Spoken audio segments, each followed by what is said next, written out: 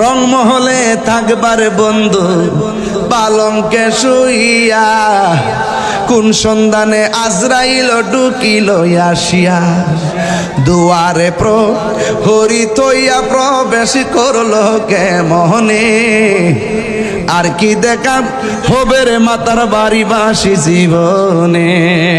ঠিক না? আমার পাশে আমার মা, আমার পাশে আমার বাবা বসা আছে রে। আজরাইলে আমার মাথার চুলের মধ্যে আশ্রাইতেছে, কেউ টের পায় না। সবাই আমার মুখের মধ্যে পানি দেয়, এই পানি আমার কণ্ঠের নিচে যায় না। এত বড় ছিদ্র দিয়া পানি ঢুকে না, এই দিকটা বাইরে যায় কেন? আল্লাহ গো, আমি তারা পানি পান করার রিজিকের দরজায় তালা মারছি, যতই চেষ্টা করো কোনো লাভ হবে না। জোরে জোরে কন্যা ঠিক কিনা রে বাবা? আমার আল্লাহ তার রিজিকের দরজায় তালা মারছে। বান্দারে 2 দিন যদি চাকরিতে না যায় বেতন কাইটা দেয়, 1 মাসের মধ্যে 15 দিন চাকরিতে না গেলে বেতন কাইটা দেয়, হাজিরা না দিলে। অথচ আমার আল্লাহ 5 ওয়াক্ত নামাজের হাজিরা আমরা দিছে।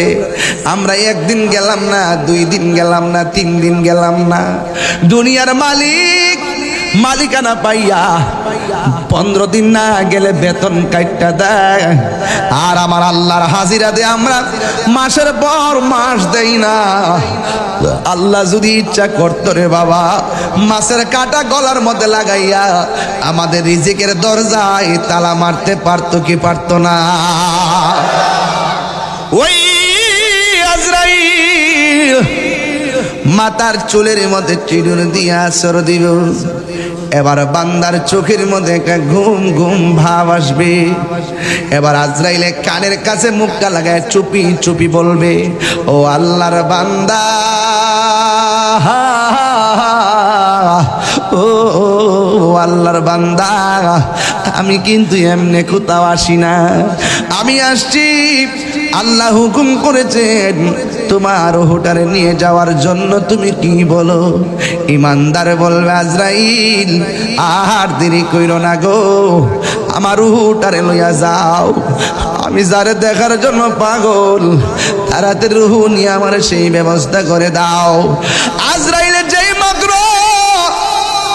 রুহুর মধ্যে ধরব, এই মুহূর্তে আল্লাহ জান্নাতের একটা ফেরেশতারে ডাক দিয়া বলে, ও আমার ফেরেশতা, জান্নাতের মধ্যে যা, এদিকে তাকান, জান্নাতের মধ্যে যা, জান্নাতের মধ্যে যাইয়া সাদা রঙের একটা কাফন ল, কাফন একটা কাপড় লয়, কাপড়